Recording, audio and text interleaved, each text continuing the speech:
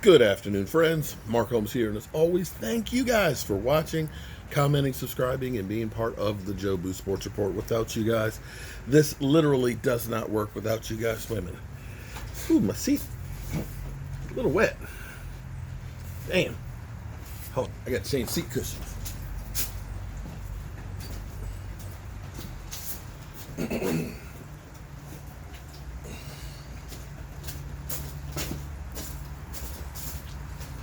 There we go.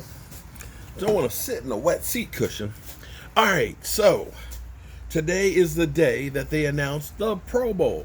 We talked about it a little bit earlier when I was in the doing a live stream and thinking about who on the Dallas Cowboys deserves to be a Pro Bowler.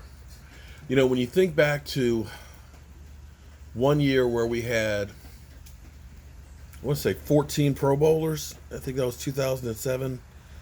I mean, literally, we had tons and tons. That was a year you had a team. If you got 14 Pro Bowls, you should have won the Super Bowl. But be that as it may, usually the Cowboys end up having tons and tons of Pro Bowlers. But this year has been bad.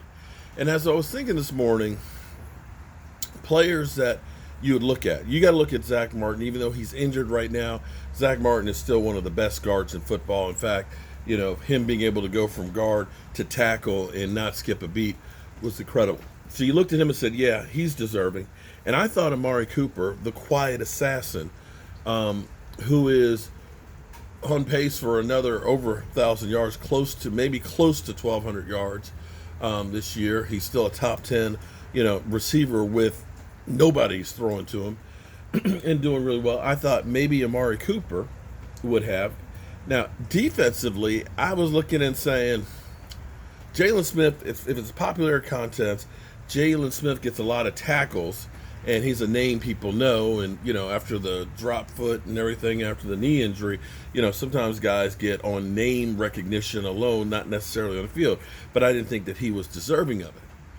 And as I looked around the rest of the defense, I didn't quite think that we'd have anybody, but to my surprise, but it's actually not really that much of a surprise because he's played really, really well the second half. He's not getting the sack numbers, but he's getting the pressures. He's getting the tackles for losses.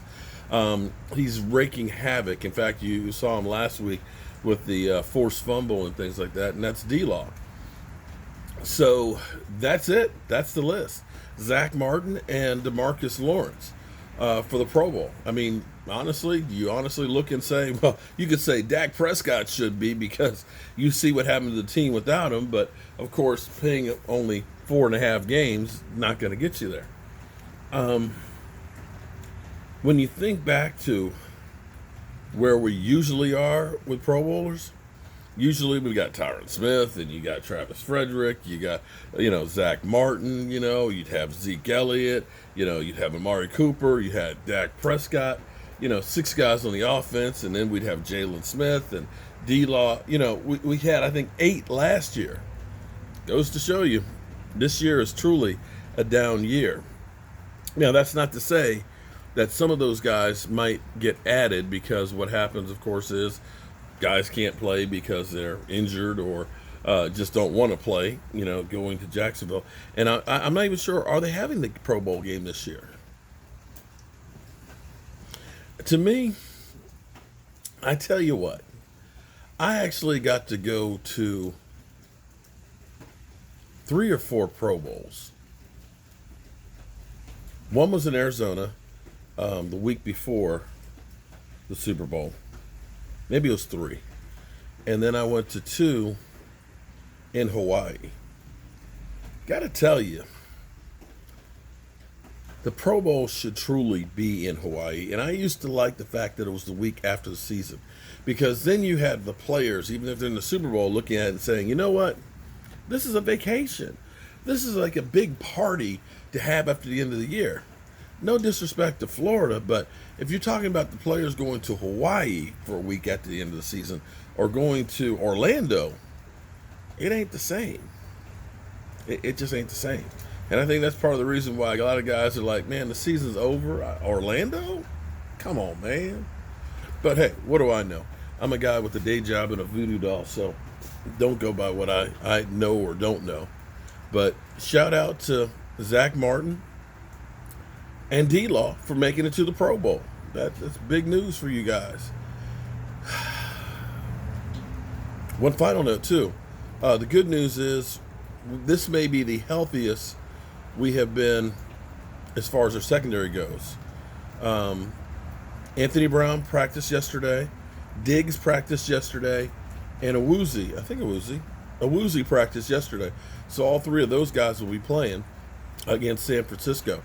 We are actually getting a little bit healthier, at least on a defensive standpoint, than we've been pretty much all season. Of course, the offense is a wreck with, of course, Dak and Tyron Smith and Zach Martin and Lyle Collins. I mean, it's just kind of like just bad. And that's where we are. Somebody asked me when I was doing the live stream, I think it was a Zeke fan. He's like, what are our chances for playoffs? The only way we get to the playoffs is we have to win 49ers, Giants, Eagles. We must first do that. And we're talking about a team that has not won back-to-back games since week 9 last year. I think that's when it was. Yeah. Week 9 last year was the last time we won 2 games in a row. And now with this injury-riddled team, we're needing to win 3 in a row. But not only that, we have to have the Washington football team lose all 3 of their games. Now, it's not inconceivable that Washington could lose all 3 games, especially with Alex Smith having a hurt calf. I mean, we know Zach Martin has lost time with a hurt calf. We know Zeke Elliott, of course, has been completely slowed with a hurt calf. So it's not inconceivable that Washington could lose some of those games. But again, they just win one game. That's all it. Washington wins 1 game, we're eliminated from any playoff contention. And at this point, I'm okay. I've come to peace with the idea that this season stinks. But what I would like to see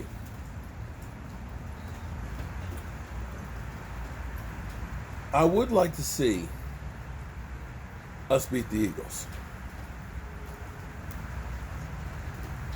At least I can go back and say, well, Giants, if we lose to the Giants, I say, hey, it's first time. Congratulations. You beat us. We're a bad team. Congratulations. It took you a long time to do it because you haven't won since 2016. The Eagles, I've got a bad taste in my mouth from losing to them the last 2 games. I want to at least go into the offseason owning Philly 500's ass. I don't want to listen to Eagle fans all offseason. I just don't. They're obnoxious. They're rude. They got no couth.